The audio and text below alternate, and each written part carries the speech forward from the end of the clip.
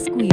Montesquieu membagi kekuasaan menjadi 3 bagian, yaitu legislatif, eksekutif, dan yudikatif. Legislatif bertugas membuat undang-undang, yaitu DPR. Eksekutif yang menjalankan undang-undang yang dipimpin langsung oleh presiden dan kementerian. Yudikatif yang menegakkan hukum dan keadilan. Assalamualaikum warahmatullahi wabarakatuh. Perkenalkan, saya Naswa Cecilia Jihan Ananta dengan NPM 24143000019 dari Prodi PPKN PGRI Jakarta. Di sini saya akan menjelaskan tentang separation of power atau pemisahan kekuasaan serta perkembangan politik di Indonesia. Nah, separation of power merupakan konsep yang dikemukakan oleh seorang filsuf asal Prancis, yaitu Montesquieu.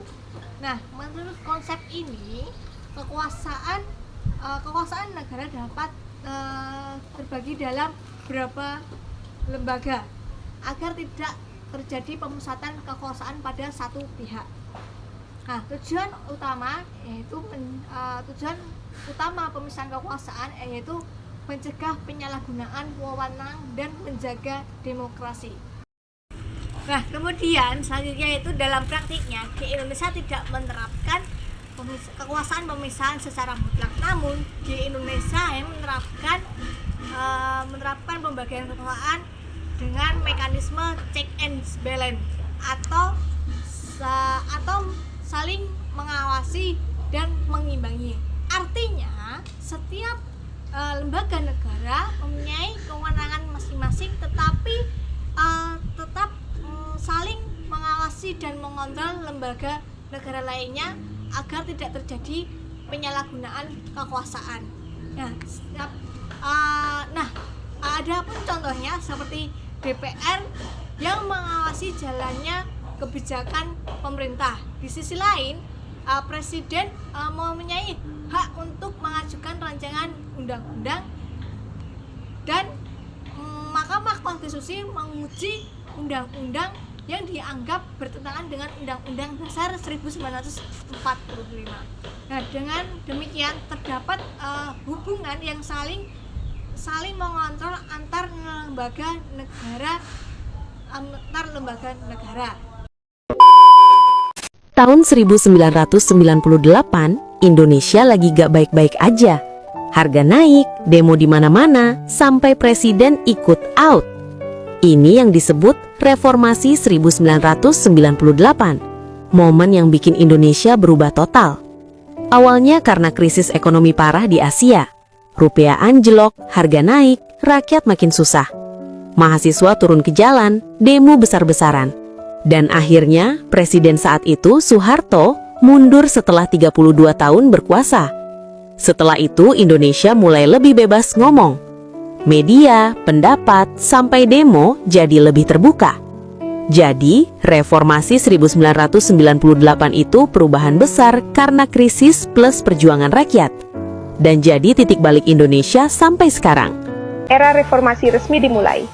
Pada tahun 1999, Indonesia mengadakan pemilu pertama yang bebas dan adil, membuka pintu bagi sistem demokratis yang baru. Sejak itu, Indonesia terus mengembangkan demokrasi dengan amandemen konstitusi, otonomi daerah, dan perlindungan hak asasi manusia. Demokrasi di Indonesia terus berkembang. Tantangan masih ada, tapi masa depan cerah dengan generasi muda yang peduli dan berpartisipasi.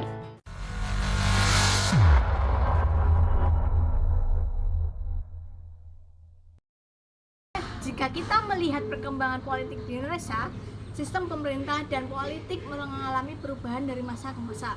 Yang pertama itu pada Orde Lama, kekuasaan cenderung berpusat pada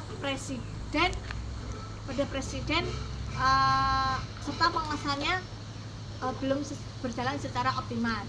Nah, yang selanjutnya itu pada Orde Baru, stabilitas politik menjadi fokus utama, tetapi partisipasi masyarakat masih terbatas dan kontrol pemerintah masih belum berjalan secara efektif.